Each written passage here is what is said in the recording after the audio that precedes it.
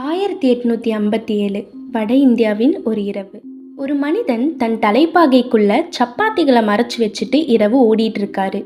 யாரு கொடுத்தாங்க, ஏன் கொடுத்தாங்க, என்ன அர்த்தம் எதுவுமே தெரியாது. ஆனா ஒன்று மட்டும் நல்லா தெரியும், அதை அடுத்த கிராமத்துக்கு கொண்டு போய் சேர்க்கணும். உலகின் மிகப்பெரிய சாம்ராஜ்யமே ஒரு சப்பாத்தியை பார்த்து நடுங்குச்சு. ஏன்? வணக்கம் தோழர்களே. 1857 ஈஸ்ட் இந்தியா கம்பெனி கிட்டத்தட்ட 100 வருஷமா இந்தியாவை ரூல் பண்ணிட்டு இருந்தாங்க. கிரீஸ் தடவிய தோட்டாக்களோட சர்ச்சையும், பல ராஜ்யங்களை ஆங்கிலேயர்கள் கைப்பற்றி இருந்ததும், கிறிஸ்துவமாக எல்லாம் மாற்றப்படும் என்ற பயமும் எல்லா கிராமத்திலும் பரவி இருந்தது. இந்த சூழல்ல தான் 1857 பிப்ரவரியில் மதுராவின் மெஜிஸ்ட்ரேட்டான மார்க் த்ரான்ஹில் ஒரு காலையில் தன்னோட ஆஃபீஸ் டேபிளில் 4 சிறிய அழுக்கான சப்பாத்திகளை பார்த்தாரு. த்ரான்ஹில் கேள்விகள் கேட்டு விசாரணை செய்ததில் ஒரு கிராம காவல்காரர் கொண்டு வந்ததுன்னும், இது ஒரு கிராமத்தில் மட்டும் இல்லாமல் வட இந்தியா முழுவதும் வாரங்களாக நடந்துக்கிட்டு இருக்குன்னு தெரிய வந்தது. காட்டிலிருந்து ஒரு அந்நியர் வராரு. கிராம காவல்காரர்கிட்ட சில சப்பாத்திகளை செய்து கொடுத்து இன்னும் கொஞ்சம் செய்து அடுத்த கிராம காவல்காரர்கிட்ட கொடுன்னு சொல்றாரு. அந்த காவல்காரரும் ஏன்னு கேட்காம அந்த சப்பாத்திகளை தன்னோட தலைப்பாகைக்குள்ள மறைச்சு வச்சு இரவு இருட்டுல அடுத்த கிராமத்துக்கு கொண்டு போய் சேர்க்கிறாரு. இப்படி அந்த சப்பாத்திகள் ஒரு சங்கிலி மாதிரி பரவுது. நர்மதா நதியிலிருந்து நேபாள எல்லை வரைக்கும், அவத்திலிருந்து டெல்லி வரைக்கும் ஆங்கிலேயர்களின் தபால் சேவையை விட வேகமா பரவுது.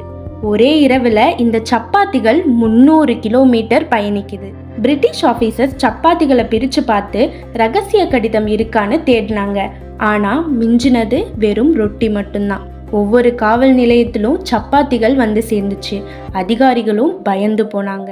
ஈஸ்ட் இந்தியா கம்பெனி மருத்துவரான டாக்டர் கில்பர்ட் ஹெடவ் இங்கிலாந்துல இருக்க தன்னோட சகோதரிக்கு கடிதம் எழுதினாரு.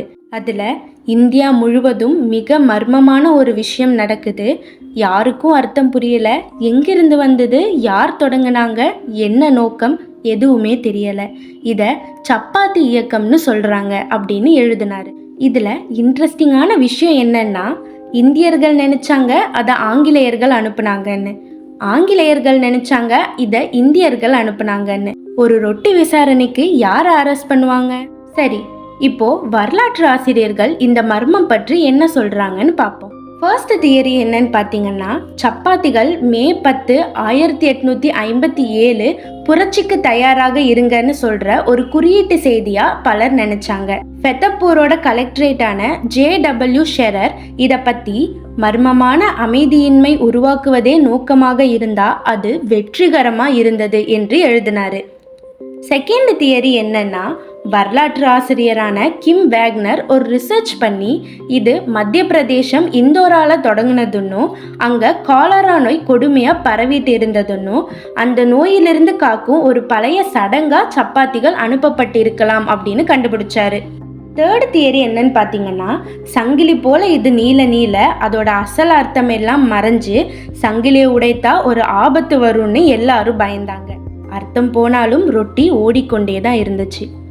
இந்த சப்பாத்திகள் பரவ தொடங்கி 3 மாசங்கள் கழிச்சு, அதாவது மே 10, 1857 மீரட்ல புரட்சி ஒன்று வெடிச்சது. இந்தியாவின் முதல் சுதந்திர போர் தொடங்குச்சு. இந்த சப்பாத்திகளுக்கும் புரட்சிக்கும் தொடர்பு இருந்ததா எந்த ஒப்புதலும் இல்லை, ஆதாரமும் இல்லை.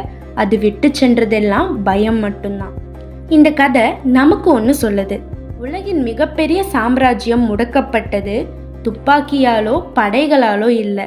பிரிட்டிஷ் அரசாங்கத்தில் எண்ணற்ற உளவாளிகள், ஏசியாவிலேயே வேகமான தபால் சேவை, பெரிய இராணுவ படை எல்லாமே இருந்தும் அவங்களால இந்த சப்பாத்திகளை நிறுத்த முடியலை. 170 வருடங்களுக்கு பிறகும் இதை பற்றி யாருக்கும் தெரியலை, கண்டுபிடிக்கவும் முடியலை. நீங்களும் அடுத்த முறை சப்பாத்தி சாப்பிடும்போது நம்ம இந்தியாவை தன் கைக்குள்ளே வச்சிருந்த பிரிட்டிஷ் அரசாங்கமே ஒரு காலத்தில் இதை பார்த்து நடுங்குச்சு அப்படின்றத நினைவில் வச்சுக்கோங்க. உங்கள் கருத்து என்ன? இந்த சப்பாத்திகள் புரட்சியின் எச்சரிக்கையா, இல்லை காலரா சடங்கா, இல்லை வேறு ஏதாவதா? கீழே கமெண்ட் பண்ணுங்க. இப்படி மறைக்கப்பட்ட பல வரலாறுகளை தொடர்ந்து தெரிஞ்சுக்க சேனலை சப்ஸ்கிரைப் செய்யுங்க. அடுத்த வீடியோவில் சந்திப்போம். வாய்மையே வெல்லும்.